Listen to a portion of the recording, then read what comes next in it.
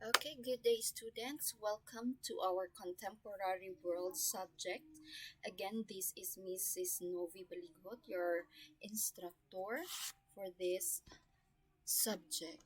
All right, so we are now in our third week for this subject, and last week I discussed to you no the introduction to the study of globalization. So, as a recap, we have learned that globalization is the sharing of culture, money, products, everything across geographical border, which is of course happening because of international trade. So it is also a social process wherein people share cultures, and we are become or we are aware of what is happening, you know, from one country to another country.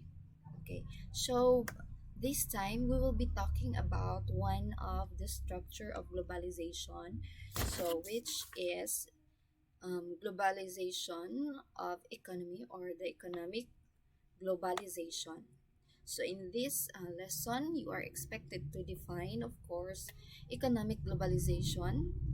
You have to identify the actors that facilitate economic globalization and define the modern world system, articulate a stance on global economic integration. So, in this lesson, no, we are going to trace how economic globalization came about, and it will also assess the globalization system, and we are going to examine the benefits and who benefits it and who is left out. All right. So, where are we now? What is economic globalization? Okay. Try to think about the clothes that you are wearing, the food that you are eating, the gadgets that you are using, everything that you can see around you. Those things are products of economic globalization. So remember that those things are not just being produced in our country, no? Those were not just locally made, but it is some of it are made, no, in the other country. So what is economic globalization? It is a historical process which is a result of human innovation, technological progress, and also it refers to the increasing integration, connection, cooperation between countries, or the economies of different countries around the world, particularly movement of goods, services, capital across the borders. So this is what we call international trading. The term also sometimes refers to the movement of the people, the labor. So we are also talking here about the movement of our workers, and the knowledge, the technology across international borders. Okay, so as you can see here in our picture or illustration, so we have here different types of goods, products, or services which are being produced by different companies. So, if you have eaten some of these used gadgets, these gadgets of Samsung, Nokia, HP, the used application of Microsoft, no? So these are not just, or these are the things which are not just available here in our country, but as well as across geographical locations, right? Sige. Next is there is this what we call the exchange of goods and services, meaning there is international trading, no? And this increased in trade, no, according to IMF, positive no, has positive effect on the economy of each country. For example, the increase in the gross domestic product. So according to IMF, the value of the trade or the goods and services as percentage of the world gross domestic product increased. So from 42.1 to 62.1, that is from 1980 to 2007. So this means that there is an investment moving around the world at faster speed, and we all know why it became fast. So it is because of what? Because of technological advancement and human innovation. So, according to the United Nations Conference on Trade and Development, or UNCTAD, there is, or the amount of foreign direct investments flowing across the world was 57 billion US dollar in 1982, and by 2015 it was 1.76 trillion dollars or US dollars. So it represents that there is really a dramatic or increase in global trading. No, so it might be also because of international uh, cooperation, international understanding. No, if you heard about bilateral and multilateral agreement between nations. No, so in the import and the export of goods or products, most of the nations or some of the nation from different regions across the world, no, are doing this, no, to what? To make an agreement, of course, to increase the trade, no, and increase also the gross domestic product of each country, and also to elevate also the life of the people living in that country. All right. So these days, what makes the international trading even faster is because of what they call supercomputers, no, which can work even in just a second.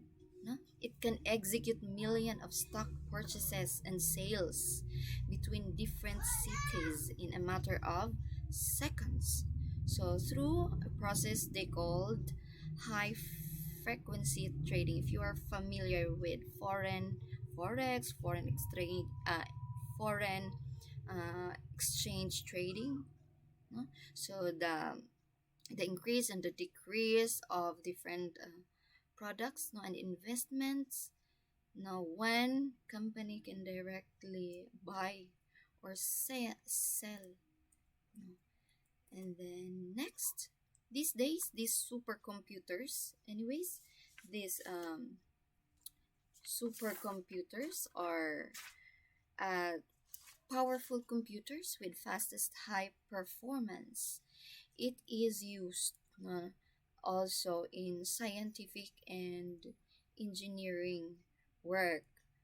Um, it is used for market research and other businesses related models. Okay. Now, supercomputers can execute even the items being sold and traded are changing drastically. 10 years ago, for example, buying of books or music indicates acquiring physical items. However, these physical items, no, different things from clothes, from the books that we read, the music that we listen, the movies, no, we can buy it already, as easy as in 1 second, two, three, no, in a minute. we can buy it online as long as we have our what we call e electronic cards, no, credit cards, ATM cards. No, so this is what we call e-commerce business. So we can buy it online. So here in the Philippines, most of the Filipinos are buying online through the use of Lazada, Shopee, no, and other platforms. No, okay. So, however, when did this economic globalization begin? So, let us trace back, no, kung kailan talaga nagsimula. Meron na bang, or is economic globalization existed uh, long before the existence of these technological inventions, no, advancement in transportations? Is when did economic globalization begin? All right. So we will be talking, of course, about the history. So we have here some of the international trading systems being uh, used so long ago. So if you're familiar with the ancient Silk Road, no, which is an international trade route, it is a network of pathways in the ancient world that spanned from, of course, the country China. Okay, and then from China, no, it spanned from China to some part of the Middle East, no, and then to the western part of Europe. So the traders call it, no, usually mga Chinese traders, they call it as a Silk Road. Why? Because of course, if you have remember, one of their products being traded are the silks. Aside from that, Chinese also bring with them their goods such as salt, sugar, no, porcelain, no, and other spices. So they traded or they sell it to other parts of the Middle East as well as to, of course, European countries. All right, so this Silk Road, can we consider it as a global? So they say that Silk Road was not truly a global. No? It is not globally. It is not truly global because it had no ocean, no, routes that could reach the American continent. No, so it is only Asia, no, Middle East, and European. This Europe continent. So it had no ocean to cross. No, it never crossed the ocean going to American continent. So the trading for the ancient Silk Road was not that global because according to Dennis O'Flynn and Arturo Geraldes, globalization really began when all important populated continents began to exchange products continuously both with each other directly and indirectly via other continents, no? And in values sufficient to generate crucial impacts on all trading partners. So all populated continents began to exchange products. So that is how they define economic globalization. All right. All right. So what are the other trading systems? So if you have remembered the Galleon Trade in 1571, so this is a trading between the Filipinos, no, from the Philippines to Mexico in America. So it is a galleon trade the establishment of Galleon Trade connected Manila in the Philippines and Acapulco, Mexico. It was the first time that Americans were directly connected to Asian trading routes. So this time we were still under the Spanish colonization. So these galleon trade, these are the galleon ship, no? So ito yung tinatawag nilang galleon ship na sinasakyan ng mga products, no? Patungo sa ibang kontinente. So was it global? So yes, of course it is global since it reaches, no, the other continent. All right. So the Galleon trade was part of the Age of Mercantilism. If you have remembered mercantilism idea, the idea of mercantilism, no? So it is the economic policy, no, which is designed to maximize the wealth because they believe that countries believe that wealth is equivalent to power. So, and galleon trade was part of this, no, economic policy, the mercantilism.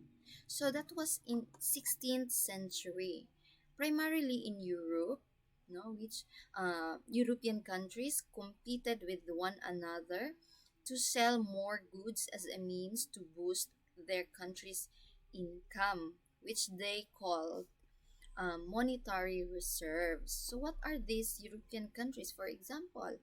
So, for example, Spain. No? We are one of the colony of Spain. So that is one way of them to gain power and wealth. And then aside from that, Portugal, France, Germany, no? Italy, Great Britain, and Netherlands, no, and other European countries. So why are they doing this? So this mercantilism idea, no, they have to defend their products from competitors who sold goods more cheaply. So this regime, no, mainly monarchies. So we all know European countries are more monarchies. They impose high tariffs on other products to forbade also their colonies, no, to trade with the other nations. So they also restricted some trade routes, no, and subsidized its exports. So the mercantilism was also a system of global trade. However, there is multiple restrictions. All right. So one of the system also was based on the gold. No, it is a more open trading system. No, the gold is also a monetary system wherein the currency or the paper money of one country, no, has the value. However, the value of this money is directly linked, no, or equivalent to the value of the gold. So if a country has lots of gold, meaning to say, no, they can print or they can have, no, bigger or lots of money. All right. So meaning to say, their money is backed with gold. So, a more open trade system emerged in 1867 when, following the lead of the United Kingdom in the United States and other European nations, they adopted the gold standard at International Monetary Conference in Paris. So that was in 1867.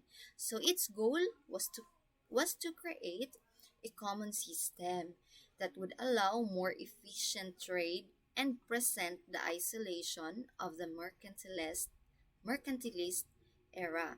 So the countries thus established a common basis for currency prices and a fixed exchange rate system, all based on the value of gold. So that's the system of the gold. That's the use of the gold during the mercantilist era, right? So, however, no, despite facilitating simpler trade, the gold standard was very restrictive. Why? Because it compelled countries to back their currencies with fixed gold reserves. During World War One, when countries had a low gold reserve, they adopted floating currencies that were no longer redeemable in gold. The gold standard in 1920s after the World War One became difficult. The worst and the longest crisis ever experienced by the Western world is called the Great Depression. Since the money or the gold, no, they poured it in their army. So, some of the countries, bumaba yung kanilang gold reserve, yung money nila. And then they experience Great Depression after World War. So some economists argue that it was largely caused by the gold standard since you cannot print, you cannot circulate paper money without the gold. And with that, there is no demand. No? It will reduce the demand and then the consumption of goods.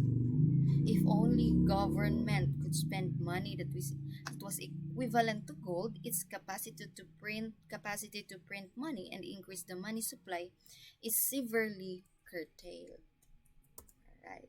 So now the world economy operates in what we call fiat currencies, or these are the paper money that we are using nowadays. So these paper monies are no longer backed with precious metals, and these monies value is determined. No, the cost relative is determined relative to the currency of the other countries. So it gives the central banks greater control over the economy because banks can control how much money is printed. So this system allows the government to freely and actively manage their economies by increasing and decreasing the amount of money in circulation as they see would fit. Right? So uh, after the wars,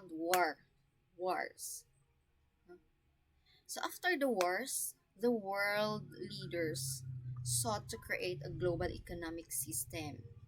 No? So since we were talking about the gold, right?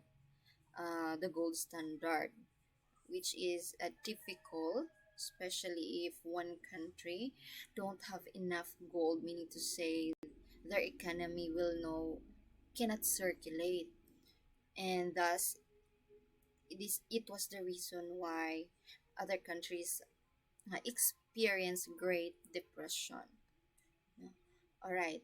So the Bretton Woods system in 1944, after the two world wars, World War One and World War Two, leaders from different countries uh, sought to create a global economic system that would ensure the longest lasting global peace. So, what were the plans? The two are these leaders, no? Um, the Bretton Woods system, the obligation of this system is to adapt to a monetary policy, one monetary policy. So, the Bretton Woods is largely influenced by the ideas of the British economist John Maynard Keynes. So, it is called the Keynesian idea. So he believed that the economic crisis occur just like what happened to the when um, before the or during the World War, where the money is backed with the gold. They believe that economic crises occur when a country does not have enough money. But when crises occur not when a country does not have enough money, but when money is not being spent, or meaning to say there is no money circulating or moving. So, with this, in the Bretton Woods system, it was agreed that the government must have or must reinvigorate markets with capital. So we need capital. We need to pour or to have a capital for our market. No? So what happened? So the delegates of these Bretton Woods agreed to create two financial institutions, two important financial institutions which are until today, no, exist existing until today. So what are these? The International Bank for Reconstruction and Development, or the IBRD, or now we call it the World Bank. And then the other one is the International Monetary Fund, or the IMF. So why are these two created? So the World Bank is responsible for providing funds for the reconstruction of project after the world wars, no? So it is an institution where most of the cities in around the world during the wars or after the wars had been destroyed, no?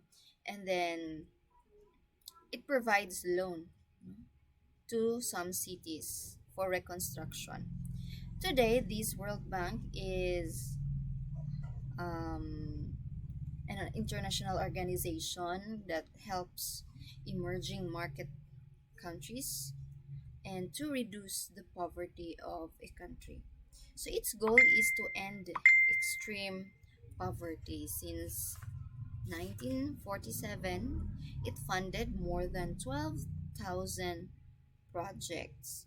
So one of its organization is the International Development Association, which provides low or no interest loans, and it grants loan, no, to low income countries. So are we one of those countries who were able to get a loan from World Bank? Yes, of course, no?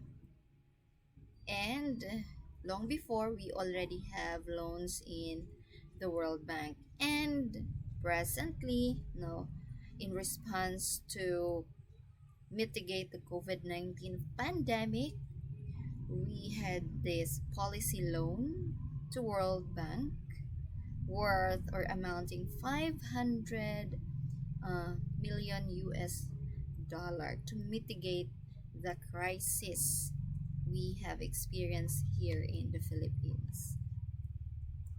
All right. So another organization is the International Monetary Fund, which was created. What is the purpose? Is um, it is a global lender, or the last resort to prevent individual countries from spiraling into credit crisis. If economic growth in a country slowed down because there was not enough money to stimulate the economy, the International Monetary Fund would step in. To this day, both institutions remain the key players in the economic globalization. And take note that Philippines, no, is also utang to this. We also have utang in this institution. So presently, this institution has 190 countries. No, so they are working together to foster global monetary cooperation, to secure financial stability, facilitate international trade, promote high employment and sustainable economic growth, and reduce poverty around the world. All right. So after the Bretton Woods system, also there are countries, who committed themselves, for economic cooperation and integration. So if you are familiar with the General Agreement on Tariff and Trade, so the purpose of this agreement, is to reduce the tariffs, and other hindrances to free trades, to reduce the tariff or the tax, of a certain products of going in, or this is in and out of the country. So for example, the import and the export, of the products, uh, this agreement would help reduce the tariff if if a country have agreed to the other country on how much tariff, or tax will be imposed on a certain product. So at present, I think most of the countries, have entered this agreement. So there were only few countries who are protectionist, on their products. Most countries are now agreed on free trade. Okay, so in 1940s and early 1970s, during this period, the government poured money to their economies, allowing people to purchase more goods. Now, since uh, we need money to circulate in our market, right, to avoid the happening again of the previous crisis. So what they do, so the idea of global Keynesianism, the government poured money to their economy. So with this, the people, no, were allowed to purchase more goods. In the process, it increases the demand of the products. As the demand increase, so the prices of these goods.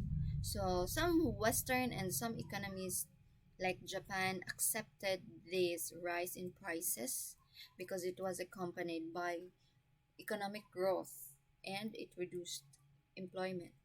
So the theory went that as prices increased, the companies would earn more. So of course, and would have money to hire workers. And of course, if there is a demand of the products, if the prices is higher, a company could hire more workers and could provide higher salary for the workers.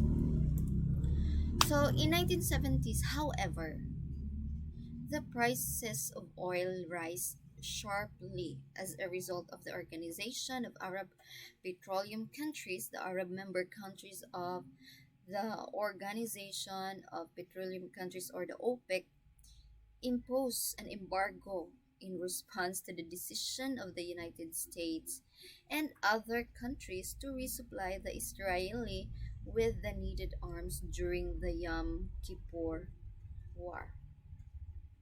So one of the basic necessity that our country need is the oil. The oil is very important in our economy. Sometimes the increase of oil price would also mean that other products, the price of the other products would also increase. So in 1970s, what happened to uh, OPEC, no, in response to the United States to resupply the Israeli with the needed arms. The Organization of Arab Petroleum Exporting Countries, imposed an embargo. Arab countries use this embargo to stabilize economies and the growth. And of course, no, if there is no gas, no, certain economy will really be affected, no? Especially like us, no? Asian countries and other Western economies where we are reliant to oil. Okay, so to make the matter worse, the stock market in 1973 and 1974, after the United States stopped linking the dollar to gold, effectively ending the Bretton Woods system, the result was the phenomenon that Keynesian economies could not have predicted, a phenomenon called stagflation. So we are familiar with inflation, right? So inflation, the increase in prices, no, alongside with the decline of inflation employment is called stagflation. So this is what they call, okay, around this time a new form of economic thinking was beginning to challenge the idea of John Maynard Keynes, no, such as Friedrich Hayek, Milton Friedman argued that the governments practice pouring money into their economies had caused inflation. So there is a challenge to the Keynesian system, no? Uh, the system of pouring money to the economy, pouring capital to the economy. It was being challenged and it was being argued by Friedrich Hayek, Milton Friedman, that the practice of pouring money into their economies had caused inflation by increasing the demand for goods without necessarily increasing the supply. Okay, more profoundly, they argue that government intervention in economies distort the proper functioning of the market. So the government, no, should not intervene with the economy, with the market, right? So this idea of neoliberalism um, emerged. No, it is an economic reform. I mean to say, economic changes, another plan. So one of the proposed idea of this is the eliminating price control. No? Government should eliminate the price control, deregulate the capital market, lower the trade barriers, and reduce the influence or reduce government influence. No? So, what will happen now to the companies? No? So, companies must be given to private individuals. No, not given. No? Parang, let the private individual, let the people do it instead of the government. Alright? So, the Washington Consensus. So, after the Bretton Woods system, there is now what we call the Washington Consensus. So, it nominated the global economic policies, no, and other economic policies in 1980s until the 2000s. So, it it advocates pushed for minimal government spending, reduce the government controlled services like water, power, communication, transportation, and believing that free market can produce the best result through privatization.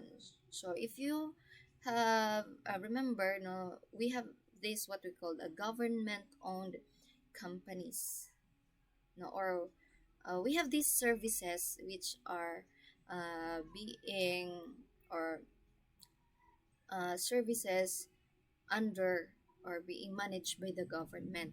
That is why it is called government owned companies. So the Washington Consensus believed that the government should reduce the control of these services, like water, communication, transportation. So let let the market produce, or let the people produce the best result. So they believe that people can also produce what is best. No? So this is what we call privatization. So finally, they pressure the government, especially the developing world, developing countries, to reduce the tariffs. Open your economy. So this is the quickest way for us to progress. No? The advocates of the Washington Consensus concede that along the way, industries would be affected. Certain industries would be affected and die, but it is considered as shock therapy. No, it is necessary for a long-term economic uh, growth. All right. So the advocates of this Washington consensus, or this what they call neoliberalism, or new economic reform, are U.S. President Ronald Reagan and British Prime Minister Margaret Thatcher. Na they justify that government should reduce the spending, no, by and Thatcher justified the reduction in government spending by comparing national economies to household. Thatcher, in particular, promoted an image of a mother who, sorry, in overspending, o basta, reduce, no, overspending to reduce national debt. All right. So do not pour too much in your economy. Privatization of government sector, no? Like water, communication, and other services, transportation. All right. So despite of the initial success of neoliberal politicians like Thatcher and Reagan, the defects of the Washington Consensus became immediately palpable. Why? What happened to privatization of government sectors like transportation, hospitals? A good example is the post-communist Russia. After communism, it had collapsed in the 1990s. The International Monetary Fund called for the immediate privatization of all government industries, and they assumed that such move would free these industries from corrupt bureaucrats, and pass them on in the more dynamic and independent private investors. So what happened? No? Kailangan i-privatize to avoid these corrupt bureaucrats. What happened, however, was only there were group of individuals, or this what they call oligarchs, no, who had accumulated the wealth. So only individuals and groups who had accumulated wealth, who are capable, who are wealthy, had the money to access to government funds, were those who can take over the industries, who can buy the industries. And the practice has entrenched an economy to this very day. Oligarchy that is still dominates in Russia, in Russian countries. So there were a group of people who owned these big companies, big industries, no, monopolized the production of water, production of electricity, for example. All right. So the people had no choice because they are the only provider for this kind of services. So who will just benefit? So those investors only, the owners of that industry. So that still existed today, right? So the global financial crisis and the challenge to neoliberalism. So there is a challenge or problem again arise with this new economic reform neoliberalism. So that happens in 2008 to 2009. So it is called the Great Recession or the Great Depression. No? It began when the housing market bubble created by an overwhelming load of mortgage backed securities that bundled high risk loan, no? Reckless lending because the government,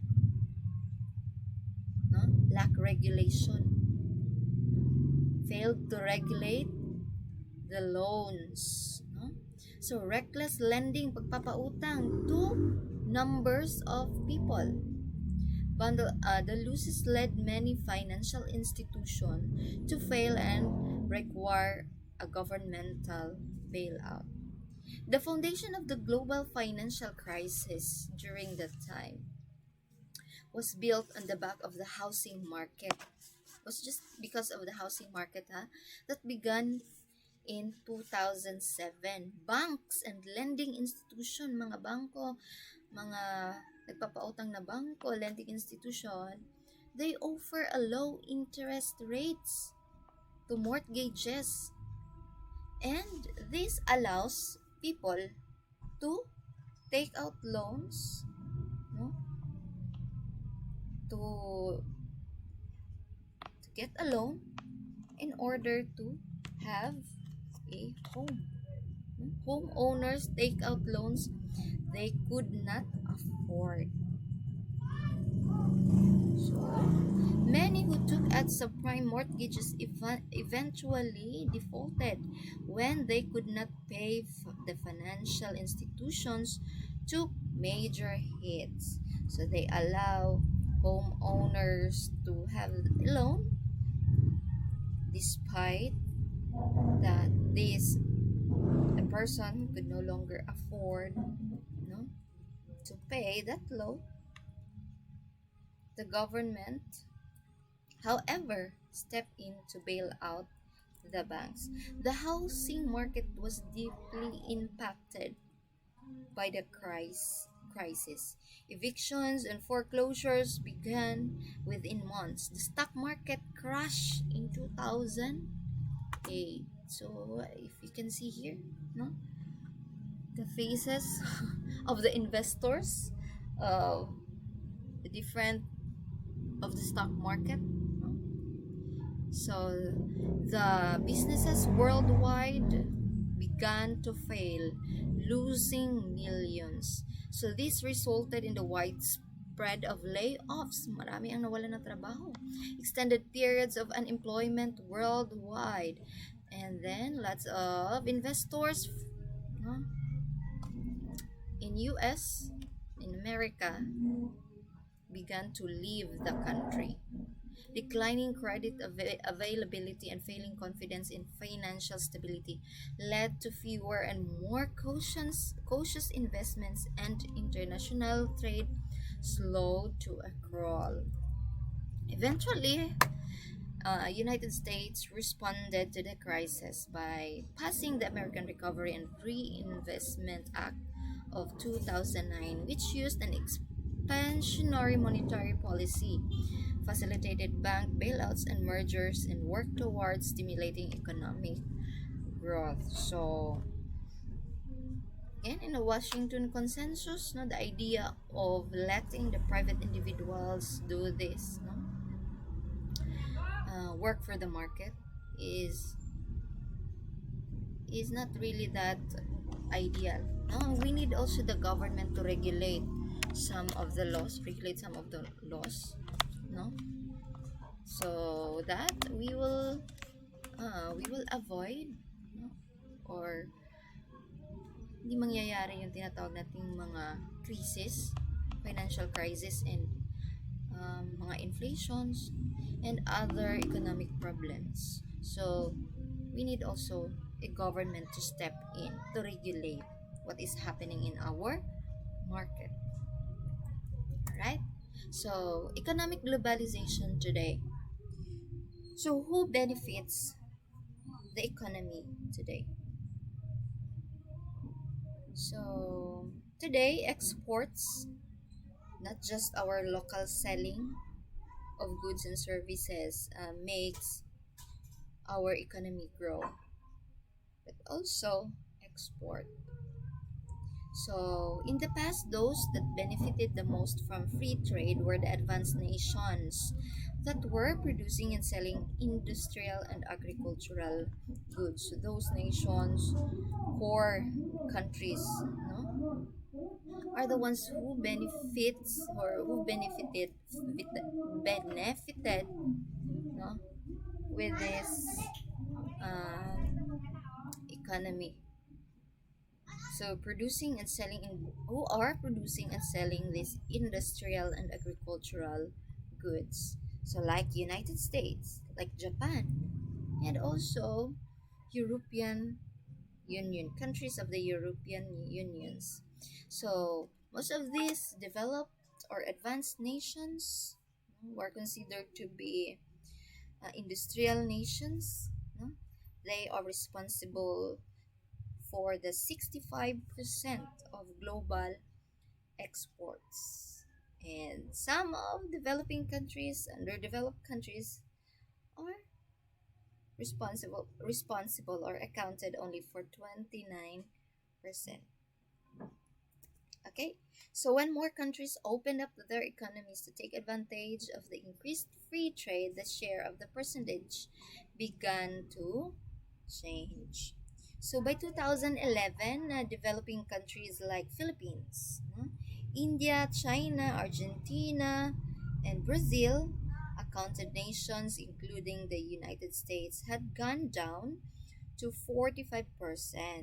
So the World Trade Organization led the reduction of trade barriers, which is known as trade liberalization, has profoundly altered the dynamics of the global economy. So if you have heard about the multilateral agreement, multilateral cooperation among those countries, no, so one of their agreement is relating to the reduction or the removing of trade barriers such as imposing high tariffs.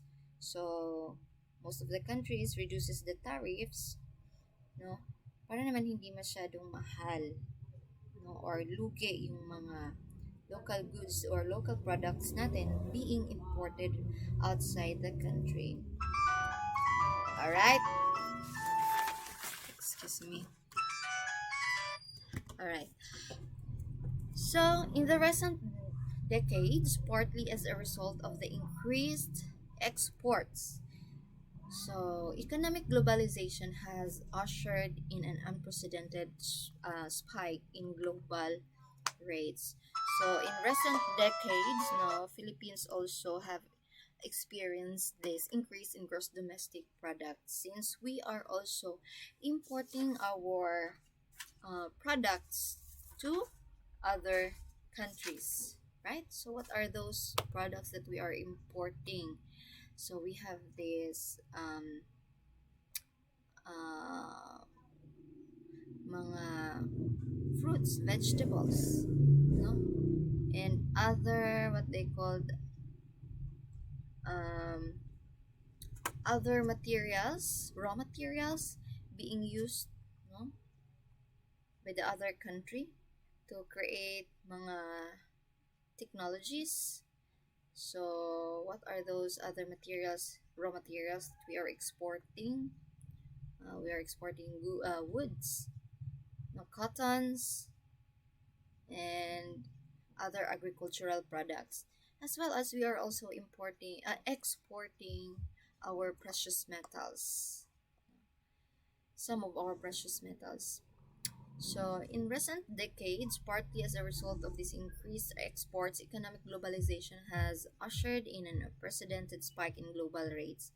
According to IMF, the global per capita GDP rose over fivefold in the second half of the 20th century. So, this is because of the advancement of technology, advancement in transportation, human innovation, no, that has caused the increased or the fast, no, trading across geographical areas or around the world. So it was this growth that created large Asian economies like Japan, China, Korea, Hong Kong, and also Singapore. And hopefully, Philippines also. So, and yet, economic globalization remains an uneven process. So there is a negative effect, no, negative side of this globalization. So such corporations and individuals benefiting a lot more than others. So who are those? Corporations. We have these what we call multinationals, transnational corporations, the owners of some of the services, products, no goods, are said to be the beneficiary of economic globalization. Example, no need to mention those. You have a lot of, you can see a lot of these products every day. No? Mga transnational companies who are earning a lot. The series of trade talks under the World Trade Organization have led to unprecedented reductions in tariffs and other trade barriers, but these processes have been unfair. Have you heard the idea of protectionism? No? A country which is protectionist to its economy. Developed countries are often protectionist as they repeatedly refuse to lift policies that safeguard their primary products that could otherwise be overwhelmed by the imports from the developing world. Right. The best example is the double standard, Japan's determined refusal to allow the rice imports. So Japan refused imports of rice. Why? Of course, it is to protect its farming sector. Japan's justification is that rice is sacred. Ultimately, it is its economic muscle as the third largest economy that allows it to resist pressures to open its agricultural sectors. The US, another example, protects its sugar industry. Consumers in US are forced to buy highly priced sugar. Why? Because no, this is one way, of course, of protecting their economy. So instead of buying or importing cheaper products, no, cheaper, for example, sugar from other country, no. So this America, no, protects its sugar industry, no, by forcing the consumer, no, to pay higher sugar independent businesses to pay higher prices instead of getting this import, no, lesser price of sugar imported from other countries. So they, what they did is they put tariffs on the imported products, bigger tariffs on imported products. So, faced with this bluntly protectionist measure from powerful countries and blocs, poorer countries can very little to make economic globalization more just. Trade imbalances therefore characterize economic relations between developed and developing countries. So, Philippines, we have experienced that one a few years ago, no, when our country started to import uh, rice from other countries. So what happened to our local rice? No? So it greatly affects the local. uh, farmers. Alright? So, since no, bumaba yung presyo ng palay, so lugi yung ating local farmers kasi they cannot compete to the lower prices of the other countries, in which, on the other side, we are fortunate, the consumers like us are fortunate because we were able to buy lesser, we were able to pay lesser for the rice. However, who is more affected are our farmers. So the beneficiaries of global commerce have been mainly the transnational corporations and not the governments.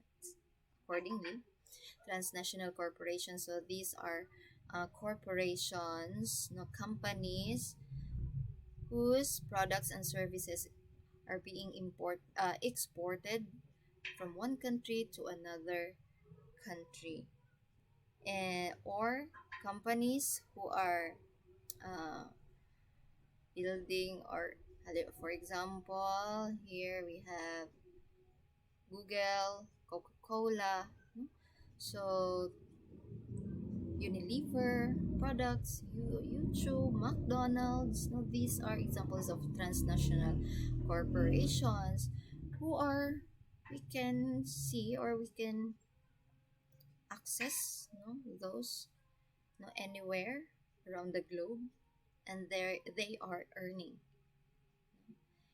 They are earning big.